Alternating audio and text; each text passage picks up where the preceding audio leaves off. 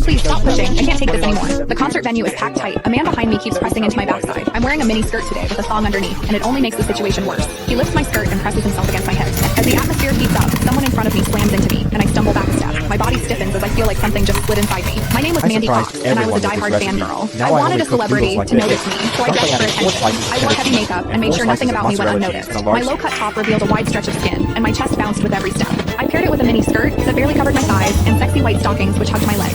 But when I arrived, reality hit. The concert venue was packed so tightly I couldn't move, and the crowd swallowed me whole. The celebrity was never going to notice me. I craned my neck and shouted, "Darling, take me." I never imagined that line would draw the wrong kind of attention. Instead of the celebrity, it caught a filthy creep. After I shouted it, I became aware of a man behind me, repeatedly bumping into me. At first, I brushed it off. In a crowd that dense, accidental contact was easy to explain, but the feeling wouldn't go away. Something hard kept pressing against my butt from behind. I assumed I'd accidentally backed into his hand where it rested behind me, so I turned and offered a polite apology. "Sorry, I didn't mean to bump into you." He paused, then flashed a leering smile and said, "It's okay, I don't mind." When I turned back toward the stage, I felt him press against me again, more deliberate than before. I kept my attention on the celebrity on stage and shut him out. The man became increasingly brazen, pulling up my skirt and pressing close against my backside. I had only a thong on underneath, which left my butt exposed. I felt his touch directly against my skin and assumed it was his finger. Only then did I realize something was wrong. The pressure was warm and solid in a way a finger could never be. My mind lurched as the truth hit me. In the 20 years of my life, this was the first time a man had ever molested me. Fear surged through me, sharp and overwhelming, and my body reacted with an instinct to flee, but there was no way to move. The concert floor was packed wall to wall, leaving me stuck where I stood.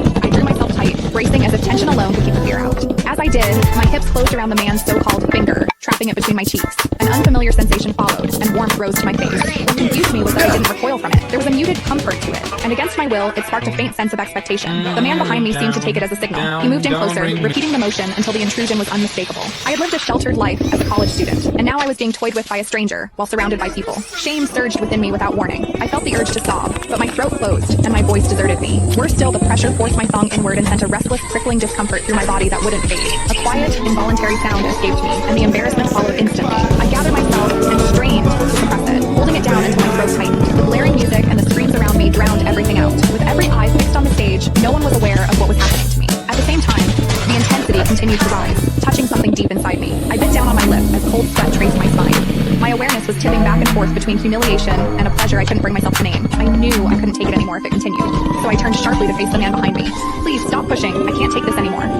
When I finished speaking, the man leaned toward me and whispered in my ear, "Is it exciting, the way I'm pushing against you?" The shame was overwhelming, and I was on the verge of crying. "I'm a virgin. I've never done that kind of thing. Please, let me go." He didn't stop. Instead, his gaze burned deeper as he seized my waist, the pressure growing stronger. "You're really a virgin? Then let me show you what it feels like to be a..." There's a link in my bio to get the full story for free.